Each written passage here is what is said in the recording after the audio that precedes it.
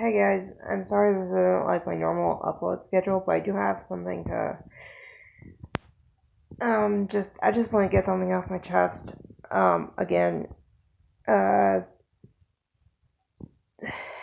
look, I've made a handful of videos about my mental health, the fact that I have autism, the fact that I support the Me Too movement and all that stuff for several reasons. Again, if you want to see them, um, just go back and watch my previous videos. I might just link them down in the description. Anyways, there are a few things about dating with people who have autism, or dating people who have mental health issues, and dating people who have anxiety and that kind of thing. Number one is, if you're dating someone who has autism or panic disorder, or a panic disorder, or a mental health issue, or whatever their issue is, number one, try and be understanding. Try and encourage them to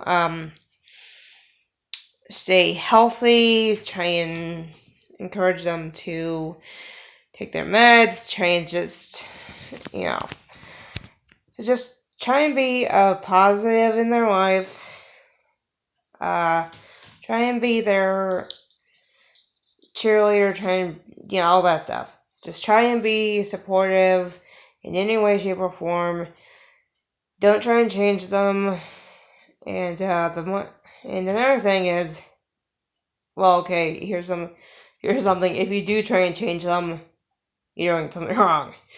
If you okay, so this has nothing to do with my autism. This has nothing to do with my special need, my disability. Nothing. It has nothing to relate to that. I just want to explain something. So I know a guy, really sweet, really cute. I kind of have a crush on him, but there's also one small problem with me potentially dating him, is he doesn't like me actually being a tomboy. And the reason I say that has nothing to do with my autism or special need or any of that, or disability or any of that stuff, is because, okay, when you say people who have a disability, or people who have autism, or people, when you're talking about people in general, you're going to get a really wide spectrum of a lot of things. Autism is not a one-size-fits-all. Scoliosis, which is another thing I also have, is not one-size-fits-all. PTSD, anxiety, bipolar, none of that is a one-size-fits-all, and neither is... And by the way, this also affects men and women. It affects a lot of race, a lot of races, a lot of genders, and gender identities too, by the way. It has zero bearing on anything. Gender, whether you're LGBTQ or not, whether you're Hispanic or Chinese or Asian, Asian in general, all that stuff.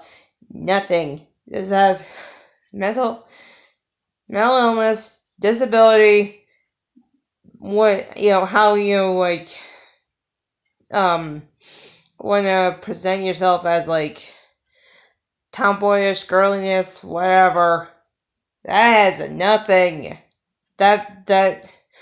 Those things are about as separate as whether or not you're outgoing, whether you're introverted or outgoing, and also if you have a special need too. So several things can be completely independent of each other, and yet they can be presented in the same person. Like, I'm very outgoing, and I just so happen to have autism. My aunt literally thinks that there's a one-size-fits-all. There's a lot of people in my family who thinks autism has a one-size-fits-all, but they're all dead wrong. Because my aunt's ex-husband is introvert and also happens to have autism. She thinks, oh, everyone who's autistic is introvert.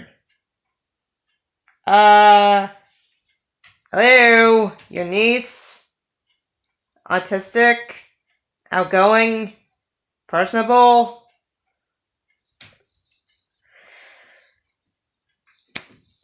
So, anyways, I just wanted to come out of a video and just. I'm so sorry, my allergies are all kind of crazy because the weather's all kind of nuts.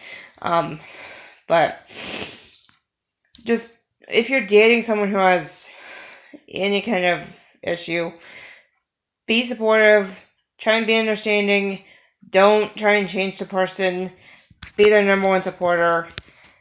And let's try and remember that there's not a lot of one size fits all for a lot of things. So, anyways, see ya.